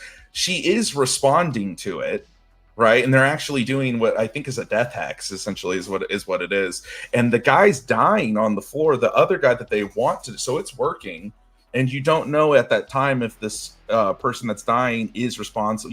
You're not fully convinced of anything at this point in the movie. But it's whatever is happening, this magic's work. It's not just some guy throwing, and they show a performance before the death hex where it could have just done nothing, and it's just stupid theatrics, and you pay this guy for no money, and now the death hex is 10 grand. He tells it, hey, you want me to do that? And you're like, are you ripping him off? Like 10 grand? Oh my gosh. And then and then you're seeing, now when you're watching the death hex works, the people who are doing it do not know this. They do not know that the person's responding. They can only see what's happening to their daughter, and their daughter's having a violent reaction. They don't know this, but it's because she's connected directly to the person that they're death hexing.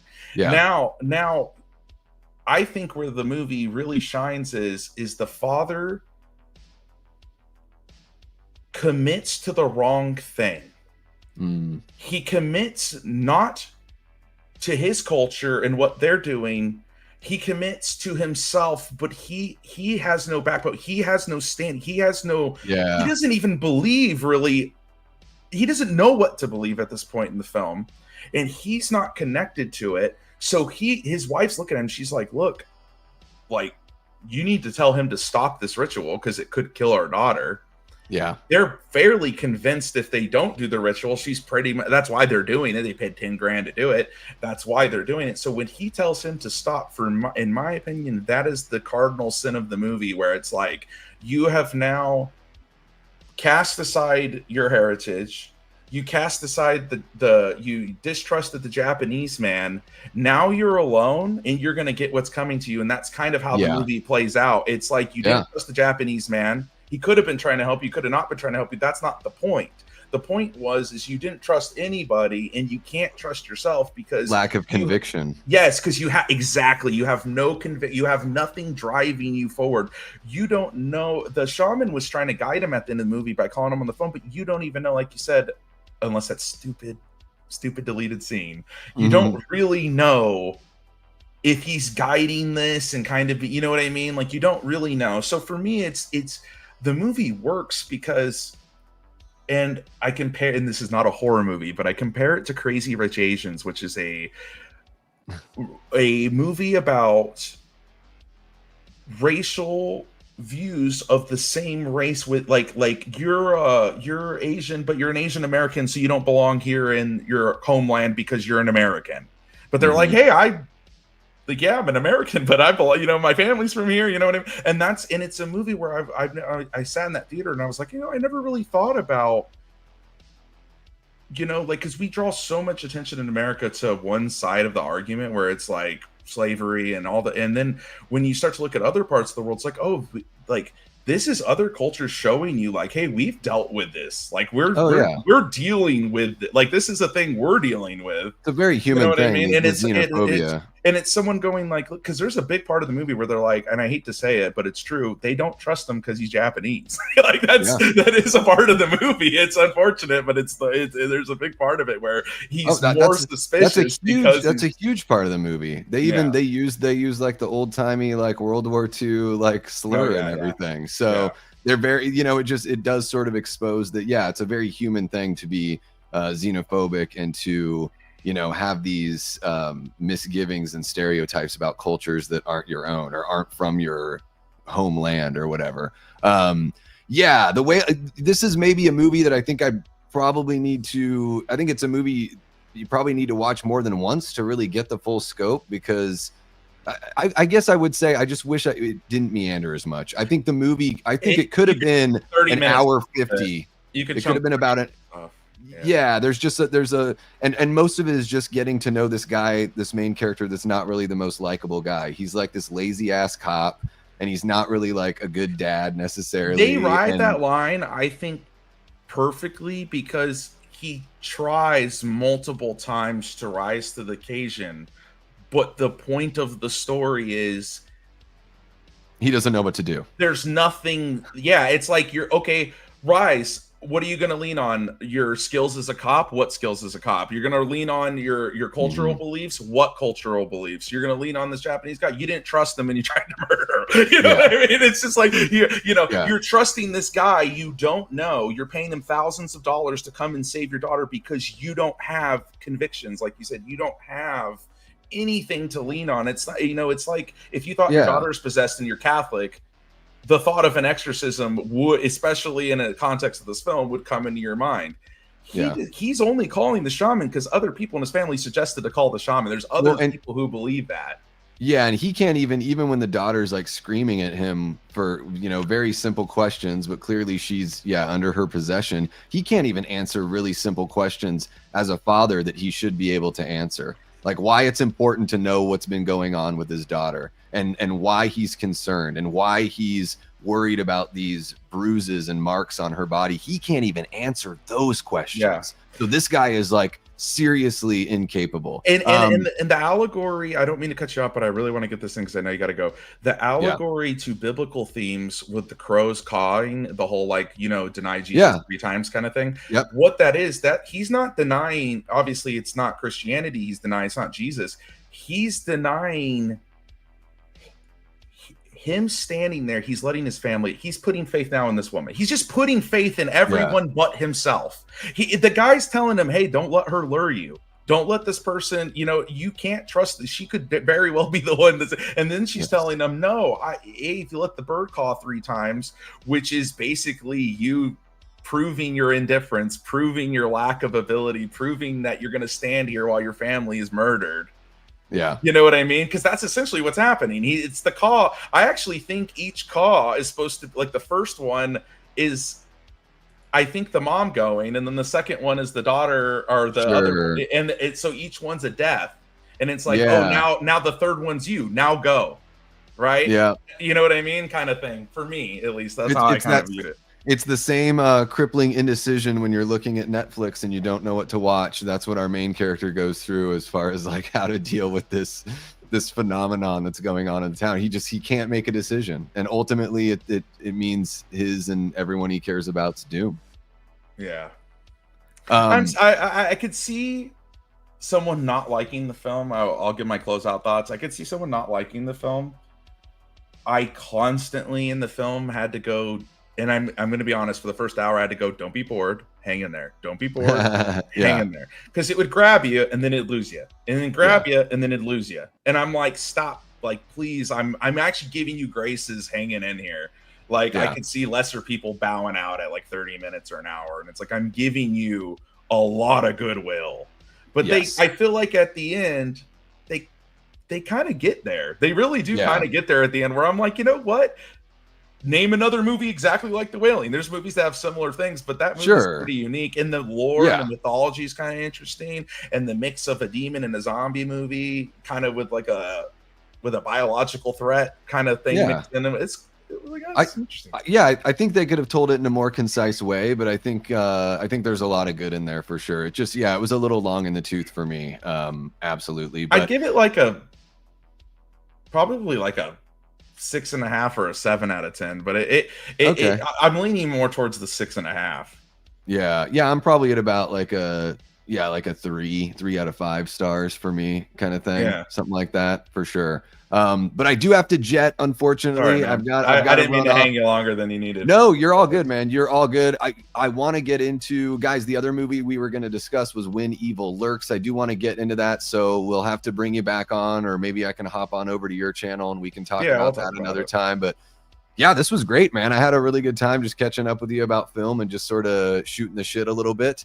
Everyone in the friggin' chat has been keeping it going strong. You guys are amazing. Wonderful. I know sometimes when I have a guest on, it's tough for me to be in the chat as much as I am when I'm solo. But really quick before we head out, I just want to throw some love to Erica for dropping the $2 super chat, our guy Pumpkin King for dropping a $9.99, and another super chat from Pumpkin King of $4.99. Thank you so much, you guys. Really appreciate you. Really appreciate the Patreon members, the YouTube channel members, the amazing group of Death Squad mods, and Koi is one of our YouTube channel members. I think you're at 10 months. This is probably closing out your 11th month or something. I was poor a few months back, so I had to bow out for a little bit. No, you're all good. You're all good. Guys, the link for Koi's channel for Happy Sanjo is pinned in the chat. If you're watching this after the fact, it's going to be down in the description below, so make sure you go over and give him a sub. And yeah, Koi, I just encourage you to hop on your channel and talk about this stuff, because I can tell you have a lot to say. You would be surprised, dude. Going live is how I built this. I had like 300 subs when I started going live. There weren't many, and I was like, I just feel comfortable doing this. If that's where you feel comfortable, like whatever you're passionate about and whatever you're comfortable with, that are hard. This is where pre-recorded stuff is tough, but I built what we have here on this channel with the lives, and the pre-recorded stuff is just something I feel like I have to do to keep YouTube happy. So so yeah, guys, thank you so much for tuning in. This is not going to be the last time you see Happy Sanjo on the channel. We will have him back, and hopefully I can hop on over there to his channel as well and bring all of you folks over. Make sure you go over and sub so you don't miss a thing. And let's push our guy Koi to make some more fun content and share his thoughts, because I think you've got some good stuff to say, man. Really appreciate you hanging out. Yeah, guys, and I'll be back tomorrow. Late Night with the Davey is going to be a Before Dark. We're going to do decades of, what am I calling it? Decades of Dread, something like that, something crazy like that. Let me just make sure I have it, because I have so many friggin' yes, Decades of Dread. So we're going to talk about horror's evolution from the 60s. We're just going to focus on 60s to today. So that'll be 4 p.m. Eastern, 9 p.m. if you're out in the UK. And then I'll probably be back with regular Late Night with the Davey stuff following the next week. And then on Thursday, I'm watching The Shallows for the very first time on the channel with my guy Cecil Laird from the Horror Show channel. That's a shark movie? Yeah, the shark movie with Blake Lively. Never seen it. and everyone wants me to see it for the very first time on the Wilkie's channel. movies, you got me to 60. I appreciate Hell you, yeah. Wilkie. Hell yeah. Heck yeah, guys. All right, so he's been Happy Sanjo, and I've been and will continue being Davey Deathray. Take care.